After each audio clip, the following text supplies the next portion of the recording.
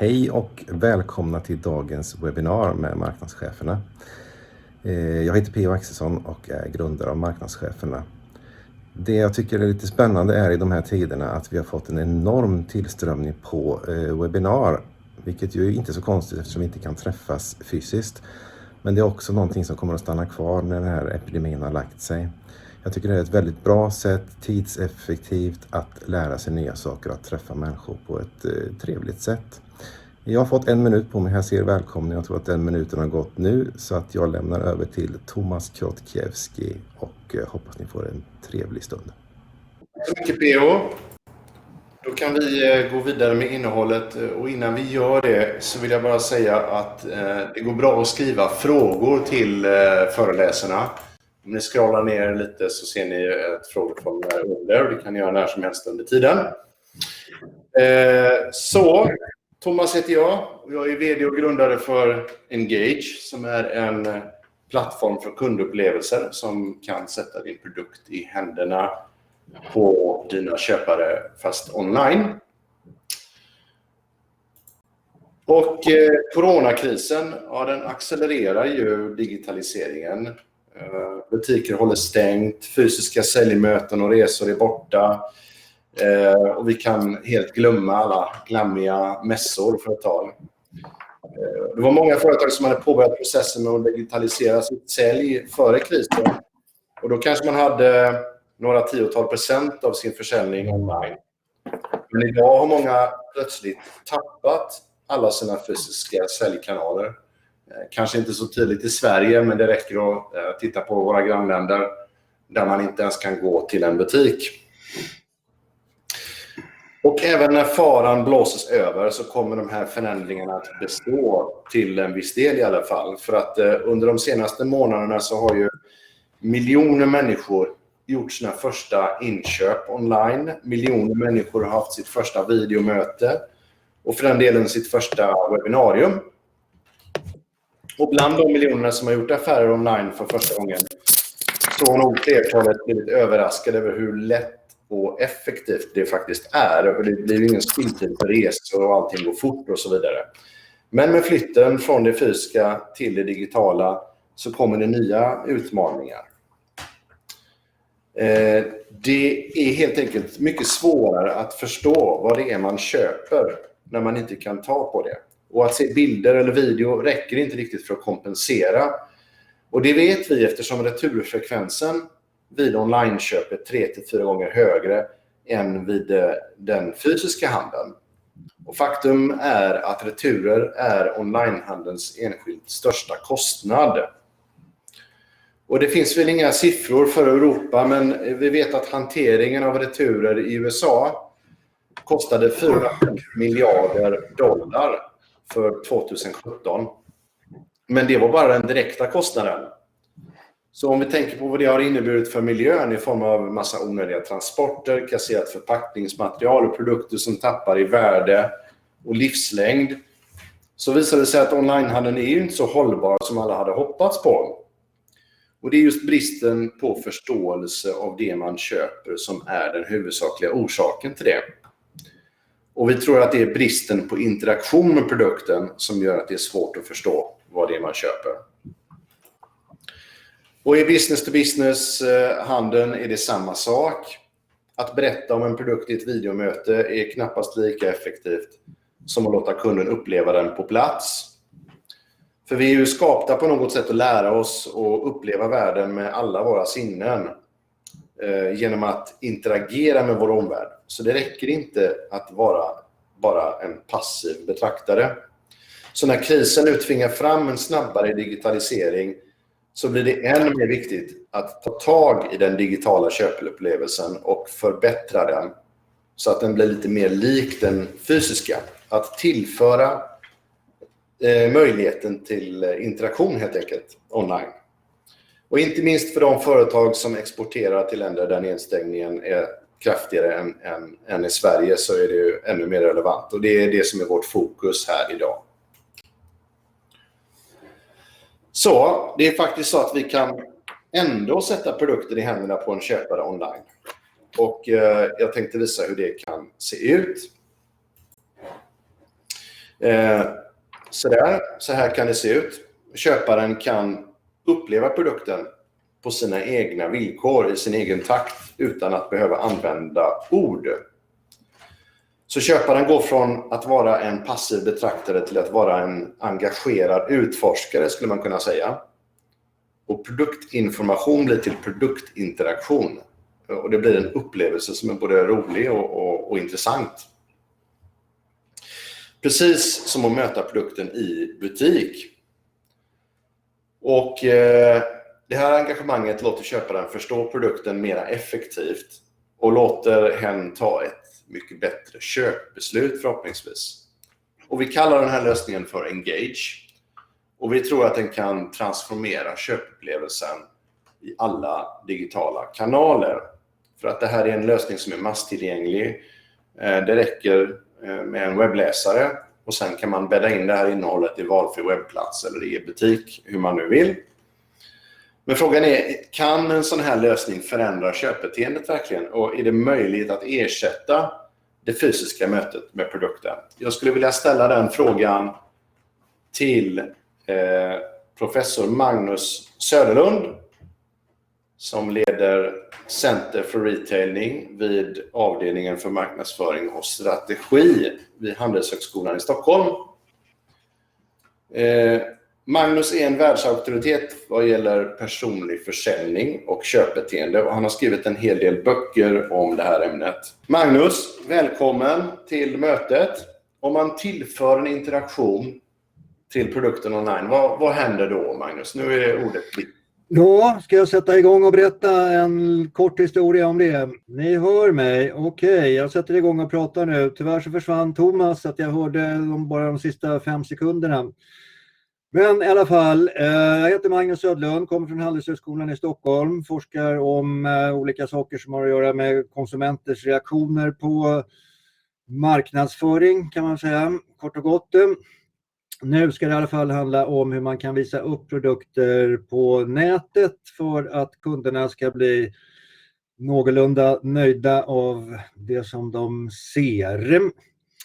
Och då är ju utgångspunkten förstås att vi på något sätt är skapta för att existera i en tredimensionell värld. Men på nätet så är det mesta fortfarande tvådimensionellt. Och det är frågan om vad det är man borde tänka på. Och om vi kan ta nästa bild då. Så vet vi alla att massor med företag håller på och experimenterar med olika sätt att visa upp sina produkter. Och som verkar dominera idag är någon slags variant med flera olika stillbilder. Där man kan vrida och vända på produkten. I just det här fallet som jag hämtade häromdagen, hoppas ni ser en liten mus som rör sig, så finns det dessutom en slags videofunktion också där man kan se någon som springer med de här skorna. Så många håller på och provar olika varianter. Och vad vi ska titta på alldeles strax då är ett experiment där vi har försökt utvärdera någorlunda systematiskt. Man ställer en traditionell tvådimensionell framställning mot någonting som då ska försöka simulera 3 dimensioner. Men innan vi kommer dit så vill jag bara säga att det går såklart att göra en massa roliga saker i den meningen att tekniken tillåter allt möjligt, men inte säkert att allt det här är jättebra från kundens synvinkel. Vi kan ta nästa bild nu. Det finns i själva verket rätt många exempel på där en vanlig, ganska platt tvådimensionell beskrivning faktiskt är överlägsen. Vad ni ser nu är Stockholms tunnelbana, en karta. Jag har lite svårt att se hur man då skulle kunna göra den tredimensionell på ett sätt som verkligen hjälper resenärer. Så ibland är det enkla som funkar. Det påminner lite grann om det som man sa för ett par år sedan, nämligen att det ska vara rörlig bild nu. Så var det väldigt många som höll på med sina rörliga bilder. Men en och annan nyhetsredaktion till exempel upptäckte att om man kan bara visa en text som en tittare läser i 3 sekunder så är det ofta mycket mer effektivt än en video som håller på i 1 minut som dessutom ska avbrytas av reklaminslag. Nåväl, med det i bagaget så tar vi nästa bild. Detta är utgångspunkten för vad jag ska prata om. Jag är nämligen en sån här evidensbaserad människa som vill att det som man säger ska vara någorlunda baserat på någon form av empirisk verklighet. Och vad vi hade chansen att göra här var då att jämföra två olika varianter av samma presentation av en dammsugare. Den som kallas för 2D är 5, inte 3 som ni ser här, utan 5 stillbilder. Och den som kallas för V3D är en slags virtuell tredimensionell framställning. Den är inte tredimensionell på riktigt, för det är fortfarande en skärm som är själva mediet. Och då gjorde vi så, om vi kan ta nästa bild,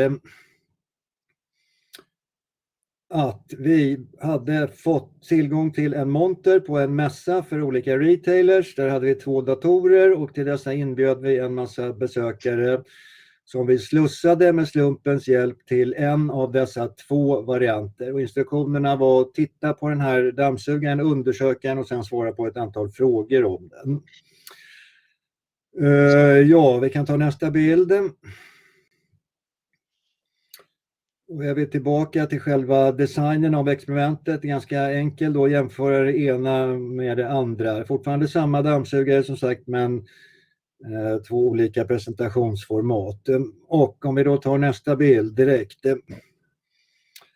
Så var huvudfrågan, vilken av dessa gör att kunden vandrar iväg från presentationen med så hög nöjdhet som möjligt? Alltså nöjdheten med presentationen som vi var intresserade av. Och om vi tar nästa bild. Så ser vi här då att den virtuella eller simulerade 3D-varianten vann. Den gav högre nöjdhet. Det skulle man möjligen kunna gissa sig till. Men själva poängen med det här experimentet var att försöka klura ut varför det blir så här i termer av ett antal variabler som jag betraktar som någon form av generella saker som kan addera värde i kundens ögon till en sån här presentation. Och då kan vi ta nästa bild. Som inte är jätteskoj att titta på, men det här var det som var själva undersökningsmodellen i alla fall. Då kanske ni kommer ihåg från den tiden när ni gick i skolan att det finns en massa statistiska metoder som kan kolla hur saker och ting hänger ihop. Ni kanske lärde er någonting om regressionsanalys där man har ett gäng oberoende variabler som ska förklara en beroende variabel. Sen dess har det kommit andra och tredje och fjärde generationens av sådana analyser som man kan stoppa in ett helt sjok av saker i samma system, och det var det vi gjorde. Och vad ni ser i mitten nu är ett antal olika, som vi betraktar i alla fall, generella egenskaper hos en produktpresentation som visade sig boosta nöjdheten i det här experimentet och som i teorins värld är allmängiltiga och påstår eller lovar på något sätt att den ska boosta positiva intryck även då. Så då tänkte jag prata en stund om de här olika sakerna i mitten var och en för sig. Och om man då börjar med realismen så visar det sig att den här simulerade 3D-varianten ökade på den upplevda realismen hos de som var med. Kanske inte så konstigt då i och med att vi är mer eller mindre liksom programmerade sedan stenåldern eller ännu längre tillbaka att uppleva världen i 3 dimensioner. Så 3D-varianten upplevdes som mer realistisk och den gjorde i sin tur att kunderna blev mer nöjda. Och det tror vi beror på att man vill ha liksom vettig information när man tittar på en produkt och då kan realism bidra med det. Ja, vi tar nästa, surprise, en klassisk faktor då och bläddra inte till nästa bild ännu utan gå tillbaka. Vi ska inte titta på den här ännu utan backa bakåt, inte framåt. Kan vi få en bild? Där är vi tillbaka. Överraskning. Ja, här är vi ganska liksom straightforward på något sätt då. Stillbilder har existerat i kanske 150 år eller något sånt där. Om man tänker foton och ännu längre tillbaka med målningar och sånt, så de är kanske inte lika överraskande som en sån här 3D-format. Så de 3D-varianten vann i överraskningsdimensionen mot 2D-varianten och det gjorde också kunden nöjdare. Nästa variabel är någonting som har att göra med en ansträngning som kunden upplever att en leverantör har lagt ner på ett erbjudande, som är en ganska spännande variabel som ofta är underskattad i marknadsföringssammanhang. Så i det här fallet så upplevde man då att den simulerade 3D-varianten hade krävt mer ansträngning, och när deltagarna upplevde det så belönade de också denna ansträngning med högre nöjdhet. Jag tänkte göra en liten avstickare kring detta, och nu kan vi ta nästa bild. Fortsätta att prata en liten stund om ansträngning av den här typen. Det verkar nämligen som att det bor en liten minilutter i många av oss, framförallt i många kunder. Och många studier visar att människor i regel är väldigt känsliga för den ansträngning som andra har genomgått när de ska prestera någonting. Och de som är uppväxta i alla fall i en sån här lutheransk kultur tycker att det är bra att man arbetar hårt, och då blir det ganska lätt hänt att man då belönar leverantören som då har skickat ut olika signaler om att någonting var ansträngande med någon form av pluspoäng i slutändan. Vi kan ta nästa bild nu. Jag ska visa snabbt då ett annat experiment som utspelade sig i en sportbutik, bara för att illustrera det här med ansträngning. Här fick deltagarna en inbjudan till att komma till en viss sportbutik på kvällen, för där skulle en viss person som är världsberömd fotbollsspelare dyka upp och berätta lite om sitt liv, och även inbjuda besökarna till ett litet träningspass där han skulle visa upp då vad han har lärt sig internationellt. Jag kan ta nästa bild på en gång. Och i och med att det var ett experiment så fanns det två varianter av det här. I den ena så säger butikschefen till alla kunder som har samlats att vi är verkligen glada att ha Zlatan här nu, och ni kanske undrar hur det gick till att få hit honom, så jag ska börja med att berätta det. Och det var nämligen så att vi satt på samma flygplan, och sen såg jag honom några stolsrader fram, och så gick jag fram och presenterade mig och sa att jag är butikschef, här skulle du ha lust att komma till min butik och berätta lite om vad du håller på med. Och han sa ja direkt, och här är han. Det krävdes alltså ingen större ansträngning då för butikschefen att få dit den här personen. Det var låg ansträngning. I andra var allting lika, men då krävdes det mera jobb för att få fotbollsspelaren till butiken. Det var flera års av förhandling med olika agenter, fram och tillbaka, och äntligen så är han här, och nu ska vi få lyssna. Så allt annat lika, men olika nivå på den här ansträngningen. Och kan vi byta bild igen. Och så byter vi bild igen. Och då kan man se att det här blev ett tydligt exempel då på att kunderna belönade den här ansträngningen. Allting annat var lika. Men just att leverantören lyckades signalera ansträngning när det gäller hur det här erbjudandet hade gjorts i ordning eller framställt, så gick den lilla Lutter tydligen igång då, och det hela slutade med en pluspoäng. Kan ta nästa bild. Här är en grej som vi håller på med just nu. Om man är en retailer online av livsmedel och en vara är slut, när kunden vill ha den varan, vad gör man då? Vad de flesta gör idag är att de säger att den är slut.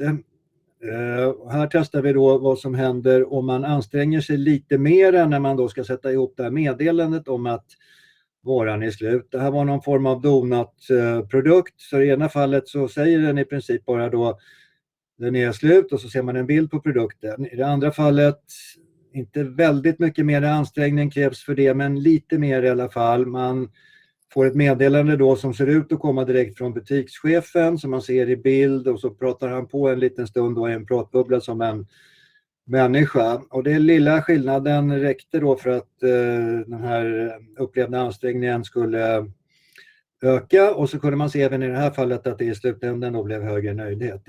Så ansträngning är en variabel som man då absolut bör tänka på när man ska presentera saker och ting online. Finns det något sätt på vilket man kan läcka ledtrådar om att det var lite jobbigt och krävde lite tankemöda för att skapa den här presentationen. Ja, vi går vidare till nästa variabel och då har vi någonting som kallas för inspiration, som är en relativt ny variabel i alla fall den akademiska marknadsföringsforskningens värld. Vad det handlar om är då i vilken utsträckning ett erbjudande upplevs av kunden som att det ger upphov till nya idéer. Det ger så att säga nya horisonter för vad man borde göra med sitt liv, eller i alla fall i förhållande till en viss produkt. Där har forskarna kanske inte riktigt varit igång lika länge som en del praktiker. Vi kan ta nästa bild. Jag tror ni vet alla att ett och annat företag pratar om att just vårt erbjudande ska vara inspirerande. Här är bara ett exempel. Vi kan ta nästa bild också direkt på det. Här kommer en undersökning då. Jag säger inte från vilket håll de här kunderna kommer, men det är en svensk livsmedelsbutik. Kunderna fick svar på frågan, som ni ser på x-axeln där, hur inspirerande var det med de manuella diskarna i den här butiken? En av flera olika inspirationsfrågor.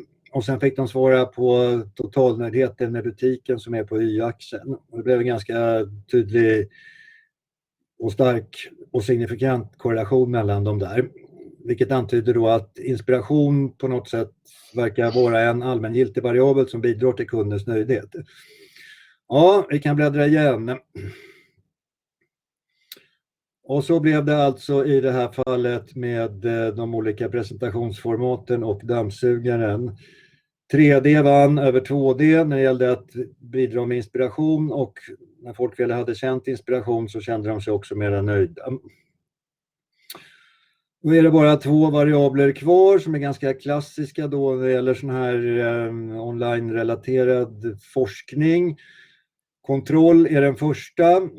I det här fallet kunde man se då att den simulerade 3D-varianten erbjöd deltagaren i experimentet en större känsla av kontroll än 2D-varianten. Och kontroll i det här fallet handlar om möjligheten att påverka saker och ting, att på något sätt sitta i förarsätet i tillvaron. Den är riktigt klassisk för att den är ofta på det sättet att den sätter igång någon form av positivt slutomdöme som man också kunde se här i form av nöjdhet. Och det hänger väl ihop med att de flesta människor vill känna att de är liksom på något sätt tillvarons kungar snarare än att bara vara ett offer för olika omständigheter.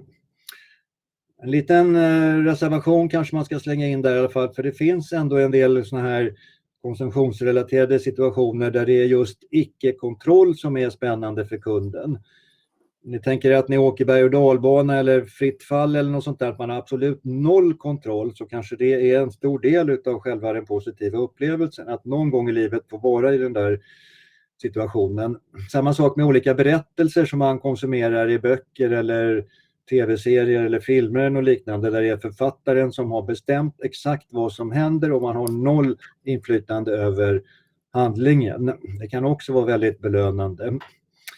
Det har gjorts en del försök att låta människor som konsumerar berättelser få ha full kontroll, men det har inte riktigt slagit väl ut när man kan välja olika saker som händer i handlingen och hur det här slutar och så vidare.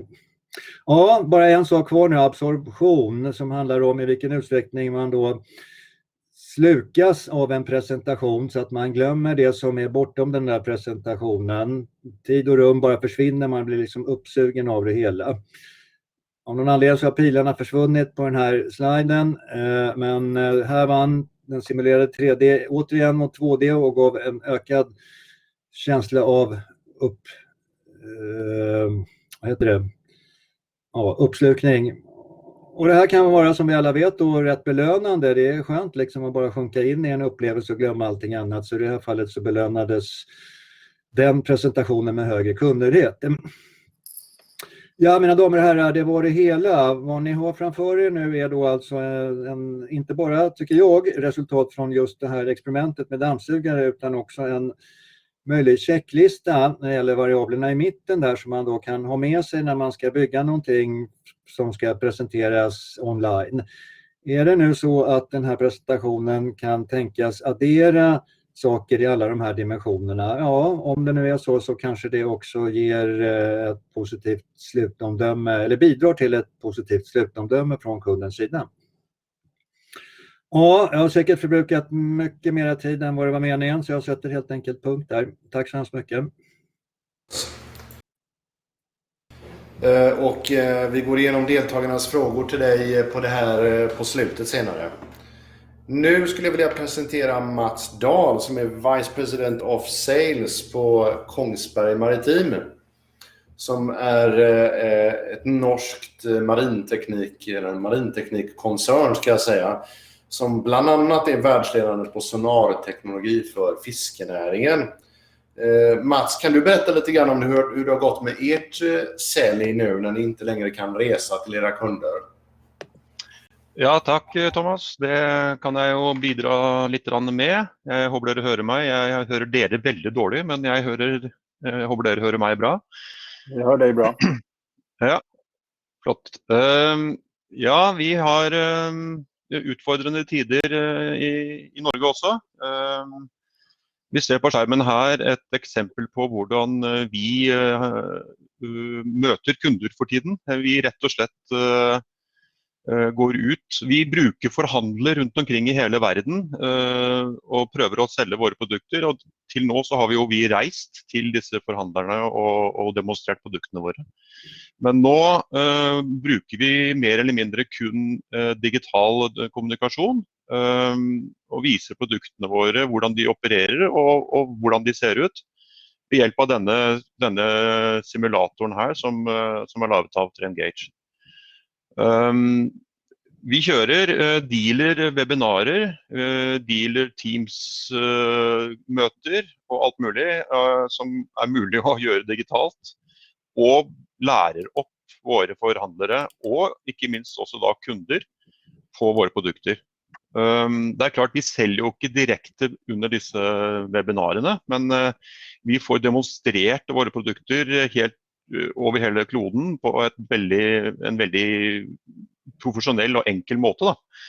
Vi kjører gjerne seminarer, 3 stykker per gang. En for Asia, og en for Europa, og en for Amerika. Sånn at tidssonene også da med. Og de seminarene vi kanskje ikke mer enn 20-30 stykker kanskje per gang, men vi har de ofte, sånn at våre forhandlere der ute, de up to date med våre produkter og hva vi har. Vi ser vel også for oss at vi kan ikke holde på som dette i all evighet, men sånn som vi ser det i Kongsberg Maritim, så kan vi fortsette med dette en 6 måneder til på samme måte, uten å reise ut i verden. Men så tror jeg vi nødt til også å ha en reiseperiode igjen, hvor vi kan møte nye kunder og etablere nye kontakter, og så kan vi ta over med denne typen seminarer mot folk vi har møtt. Så det vel egentlig sånn vi ser for oss at fremtiden også blir etter korona, at vi nå, våre kunder har mer eller mindre lært seg selv opp og bruke disse verktøyene her sånn på en helt annen måte. Og denne lærekurven gikk jo rett i taket når korona kom, og jeg tror at mye flere av våre kunder komfortable med denne type verktøy og webinarer og Teams og sånne ting etter denne koronaperioden.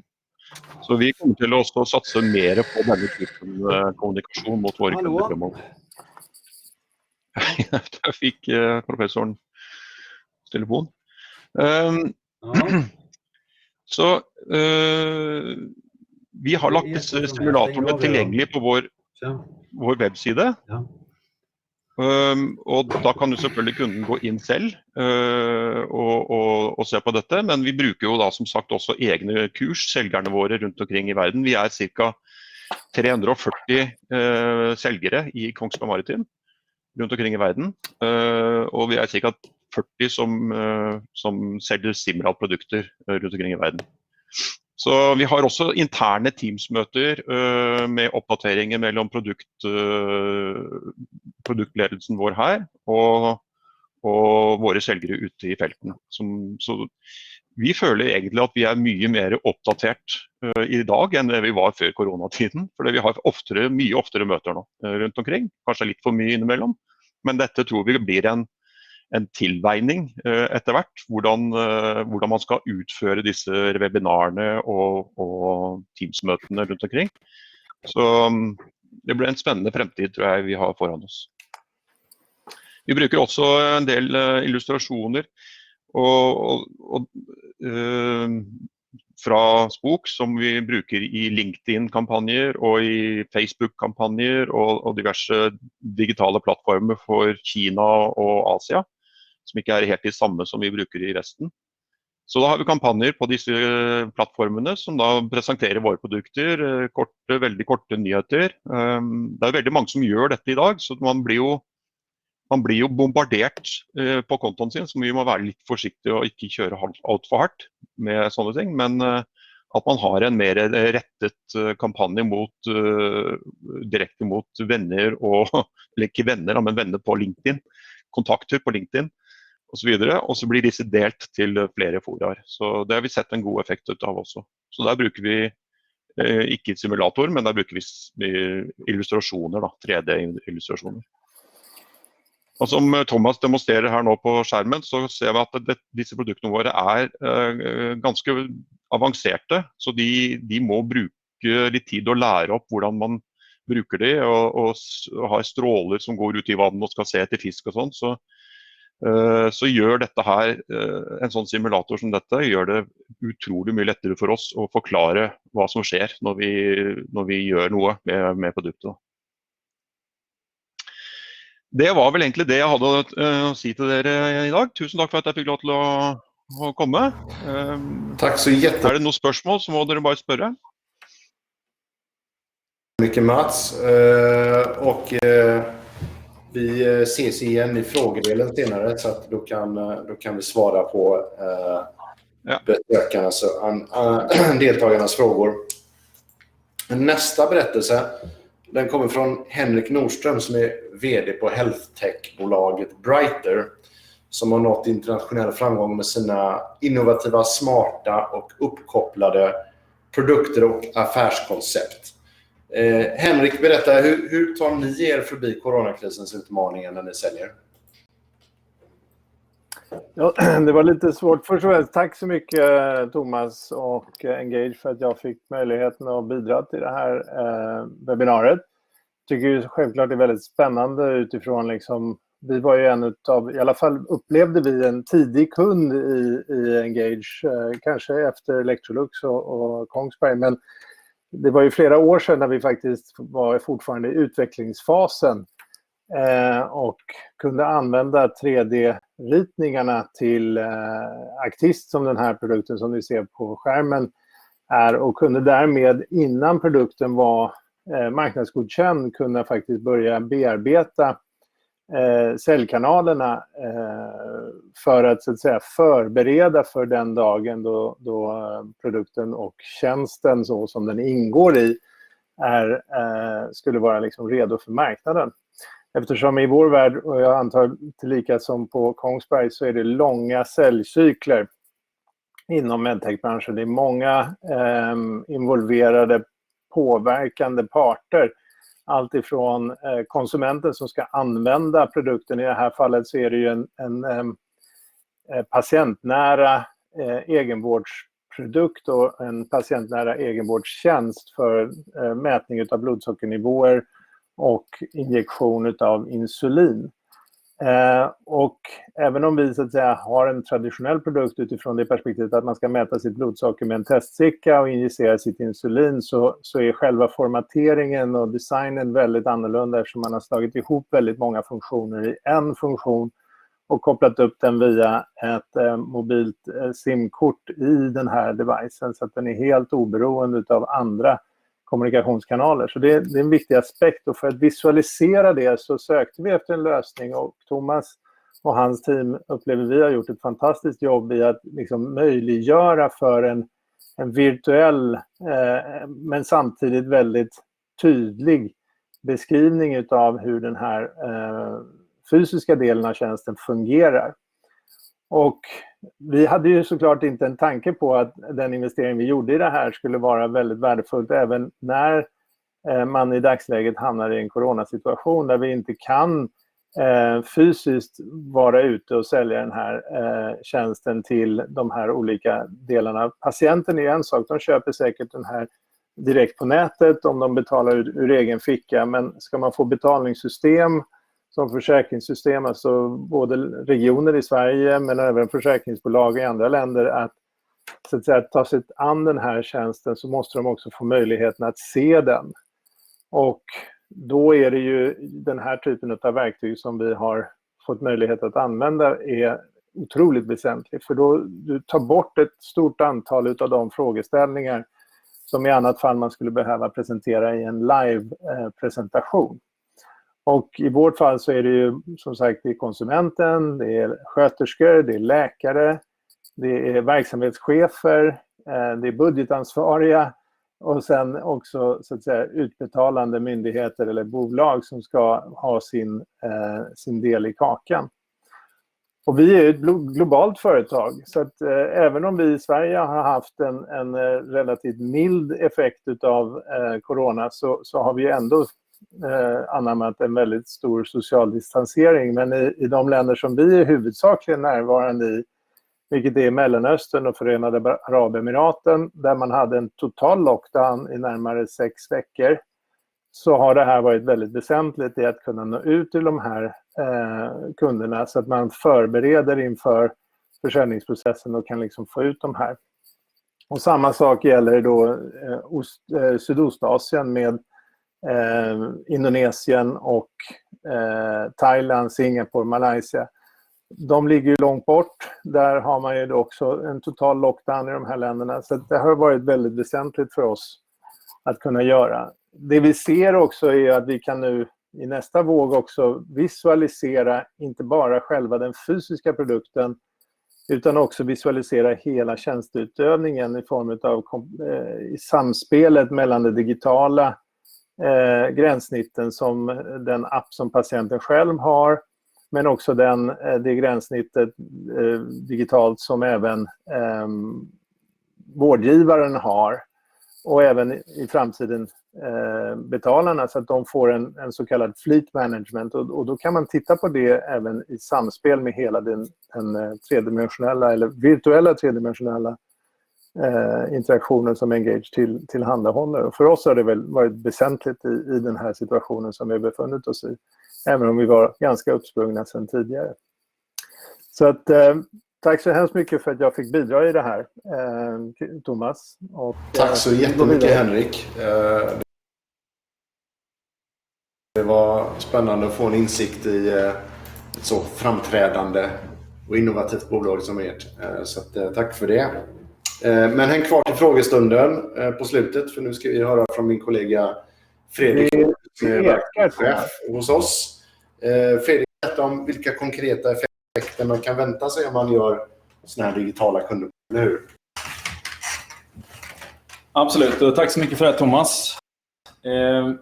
Titt på hur interaktiva produktupplevelser kan driva avkastning och konvertering. Och det är naturligtvis så att många av de fördelar vi kan se är väldigt svåra att kvantifiera. Men det finns ju också en del som vi faktiskt kan mäta, där vi får konkreta fakta på effekten. Och jag tänkte att vi ska ta några minuter och titta på några sådana saker. På säljsidan så är den kanske tydligaste fördelen ett ökat kundengagemang, bättre produktförståelse och också en bättre uppfattning av produkten. Och en väldigt tydlig observation är den längre produktinteraktionstiden. Och möjligheten för kunden att interagera och verkligen utforska en produkt blir så mycket större, vilket gör att man då stannar kvar vid produkten längre. Så i snitt så handlar det om 2,5 minuter, vilket är väldigt lång tid. Och lite som en logisk konsekvens av det så ser vi också en drygt 20% högre köp. Och det kanske inte är så konstigt då. Men någonting som vi initialt tycker kanske kan vara lite förvånande och som vi tyckte var lite förvånande till en början var hur interaktivupplevelser faktiskt leder till högre upplevd produktkvalitet. Och vi tror att det helt enkelt beror på att istället för att en säljare försöker berätta om en produkts fördelar, om man då som kund kan välja att antingen så tror man på det eller så tror man inte på det, så sätter vi produkten i kundens hand och kunden får möjlighet att själv utforska och upptäcka produkten i sin egen takt och på sina egna villkor. Vi ser också väldigt tydligt hur köparen får en bättre produktförståelse. Och det var Magnus inne på lite tidigare också där om den första faktorn med realismen, och att man upplever produkten som mer realistisk driver det här. Och det här är något som man då även kan använda inom mer komplex business-to-business-försäljning, där man då kan skapa väldigt användbara säljverktyg som gör en möjlighet att demonstrera på ett lite mer dynamiskt sätt. Och istället för att då sitta och förklara om en produkt fungerar, som exempelvis Simrads simulatorer, så kan man lyfta kunddialogen till en mer strategisk nivå. Allt det här leder till högre konvertering genom att man både står ut i mängden och man når igenom bruset, och dessutom att produkten ses som bättre. Och i slutändan är syftet naturligtvis att generera högre intäkter. Och effekten den varierar en del beroende på naturligtvis vilken typ av upplevelse som det handlar om, men också var någonstans som man exponerar upplevelsen. Och generellt kan man säga att ju närmare köptillfället, desto mer och högre effekt är det. Och sitter en upplevelse bredvid köpknappen i en onlinebutik, ja, då kan man uppnå en väldigt, väldigt hög försäljningstillväxt. Men även i det fall där man har en upplevelse på en produktsida, så ser vi stora effekter. Och det är inte alls så vanligt att man kan uppnå minst 15 eller 10-20% i alla fall i effekt i form av ökade intäkter. Men det slutar inte bara vid säljtillfället, utan en köpare kan dra nytta av den här typen av upplevelser genom hela produktens livslängd. Och det kan man göra genom att man kan skapa sig en bättre produktförståelse, också att man får stöd i eftermarknaden. Om vi tar ett exempel och tittar på interaktiva produktmanualer, så uppfattar en majoritet av köpare dem som väldigt positiva. 81% anser och tycker att de är väldigt, väldigt hjälpsamma. Också sånt som normalt ses som svåra moment uppfattas som relativt enkla, när man då med hjälp av interaktiva manualer kan få testa att genomföra momenten själva på egen hand. Och 3 av 4 köpare tycker att interaktiva produktmanualer är bättre än manualer på mer traditionella format. Och det här stödet under hela produktens livslängd leder i sin tur till ökad kundnöjdhet. På lönsamhetssidan så kan man uppnå kraftiga förbättringar genom att man har möjlighet att minska kostnaderna. Och den bättre produktförståelsen, den leder till exempel minskad returfrekvens. Thomas var inne på det tidigare. Och även minskat antal garantiärenden. Och interaktiva manualer som vi precis tittade på, som både är bättre och mer kostnadseffektiva, ger en möjlighet att minska den mängd fysiska manualer som både produceras och distribueras. Och det här är ju inte minst då positivt från miljösynpunkt. Och precis detsamma gäller för produktutbildningar, där om man istället för att skeppa runt en massa produkter och medarbetare för utbildningar kan genomföra många moment av interaktiva upplevelser. Och effekten av det? Jo, man kan minska kostnaderna, och det är också en positiv miljöpåverkan. Jag tänkte stanna vid det för idag och lämna tillbaka ordet till Thomas. Tack så mycket. Tack så mycket, Fredrik. Slående resultat verkligen, får jag säga. Men jag är partisk. Så nu är vi framme vid frågorna till panelen. Så att jag tänkte vi tittar på frågorna här nere. Vi scroll down for the questions. Okej. Och sen dirigerar jag dem till panelen, så får ni svara allt eftersom. Här är en Mikael här undrar en fråga till alla talare. I era ögon, vad är den största utmaningen online när det gäller att sälja produkter? Och har ni sett några förändringar i köpbeteendet under coronakrisen? Frågar Mikael. Så det är en fråga till våra kära panelister här. Vad ni tycker om detta? Vad ni tror om det? Ja, jag kan ju... Hör du mig? Ja, det gör vi. Ja. For vår del i Kongsberg Maritim så har kjøpsmønstrene egentlig ikke endret seg så mye som vi trodde. Mye fordi kanskje vi driver business-to-business-salg og ikke konsumentsalg, muligens. Det er det som er grunnen. Men det har litt å gjøre med de markedene vi også opererer i. Det som har påvirket oss verre faktisk er oljekrisen, men det er jo en annen historie. Men fiskeri for eksempel, der er det veldig mange områder rundt omkring i verden som har bestemt at fiskeri er en viktig del av matproduksjonen, og det er et område som skal holdes i gang. Så derfor så det utfordringene har vært logistikk rett og slett, å få varene ut til de forskjellige kundene. I og med at det nesten ikke mer fraktmuligheter igjen, flyene har stoppet opp, så logistikken har vært det verste faktisk för oss.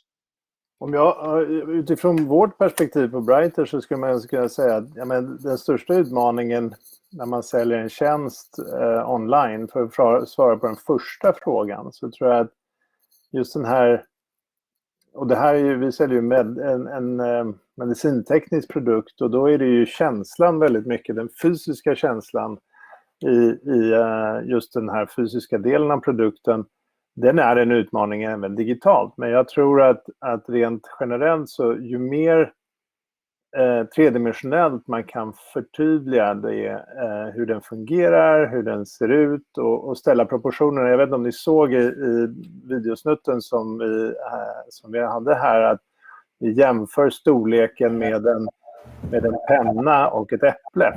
Och det ger ju en proportionsfråga också. Det tror jag är en viktig aspekt när man tänker digitalt, är att man måste få ett förhållande till olika aspekter när man gör den biten. Den tror jag är en viktig aspekt när man säljer digitalt. Och jag tror att vi kommer att komma mer och mer närmare den här faktiska känslan med den här typen av verktyg som Engage tillhandahåller.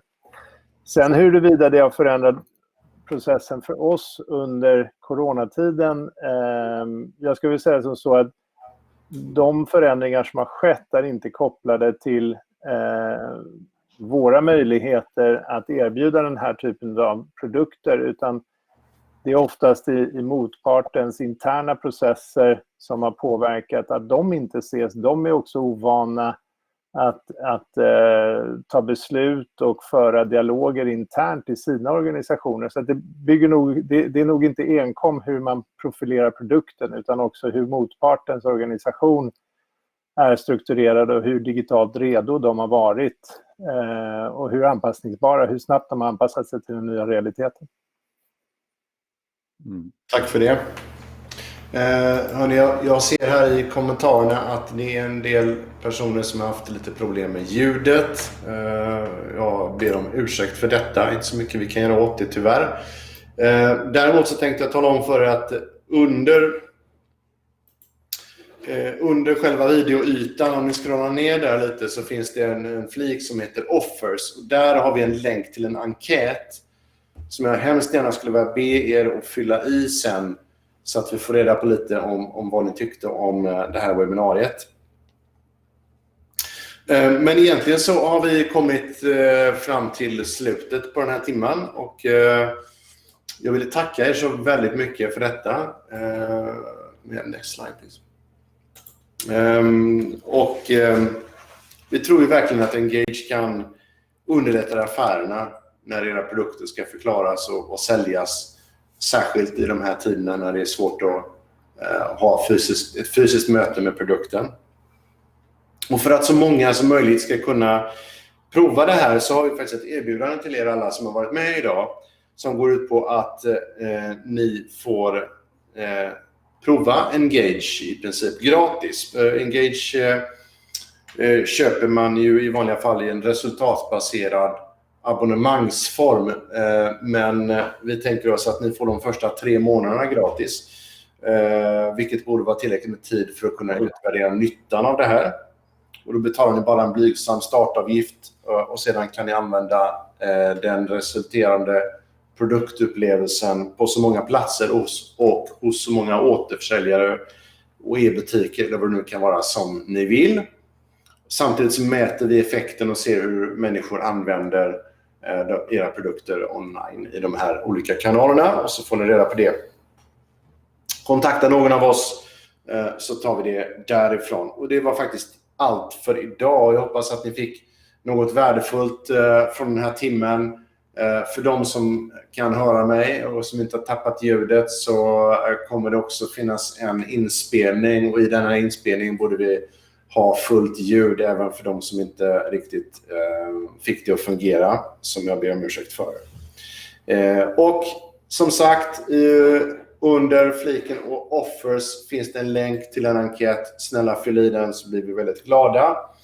Och svaren är förstås anonyma.